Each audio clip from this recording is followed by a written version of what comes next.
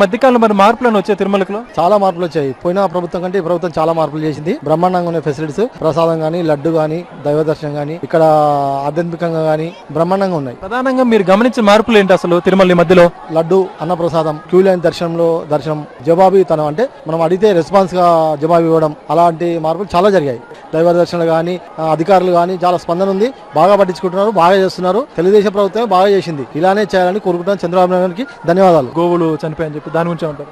తిరుపతికి రావాలంటే కూడా సంతోషమే. తిరుపతికి రావాలంటే అదృష్టం కావాలి. ఎందుకంటే దర్శనం మంచిగానే ఉంది, ఇక్కడ సౌకర్యాలు మంచిగానే ఉన్నాయి. ప్రసాదాలు ఎలా ఉన్నాయి? ప్రసాదాలు మంచిగా ఉంది. ఒకటి పొద్దున మనము అన్నం తింటే ఒక వడ కూడా ఎక్కనే పెడుతుంది. ఇప్పుడు అన్న ప్రసాదాలు కూడా మంచిగా జరుగుతున్నాయి. మళ్ళీ నీట్ గా ఎక్కడ ఏమన్నది ఇట్లా గలీజ్ అన్నది లేదు, ఇట్లా చెత్త లేదు, శతార్థం లేదు, ఏది లేదు.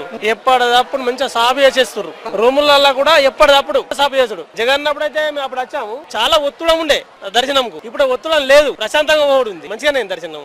అంటే ఇప్పటికి గతంలో ఏమైనా తేడాలు గమనించారు మీరు? ఎప్పుడు బాగుంది? తేడా ఉంది, నీట్నెస్ ఉంది. ఎక్కడెక్కడ బాత్రూమ్స్ కానీ, టాయిలెట్స్ కానీ క్లీనింగ్ గా ఉండి, లడ్డు క్వాలిటీ పెరిగింది, సైజు పెరిగింది. దర్శనం కానీ ఎక్కడ కానీ, సిబ్బంది కానీ ఎక్కడెక్కడ బాగుంది, మెయింటెనెన్స్ బాగుంది. ఇక్కడ హాల్లో కూర్చోబెట్టినప్పుడు కూడా 1 అవర్ కి పెడతానే ఉన్నారు. అది కూడా బాగుంది. రైస్ కూడా క్వాలిటీ కూడా బాగుంది. కంపార్ట్మెంట్ లో వేచున్న భక్తులు కూడా అంత టైంకి వస్తున్నాయంటారా? టైంకి వస్తున్నాయి. డిలే ఉంది అక్కడ డిలే ఏం లేదు. మెయింటెనెన్స్ బాగుంది. చాలా మంది వచ్చి మీకు హెల్పింగ్ వస్తున్నారు. ఏం తెలియపోయి మేము ఉన్నామని చెప్తున్నారు. అది చాలా బాగుంది. లాస్ట్ టైం కానీ ఇప్పుడు పర్వాలేదు సార్, ఇప్పుడు చాలా బాగుంది, ఇంప్రూవ్ అయింది.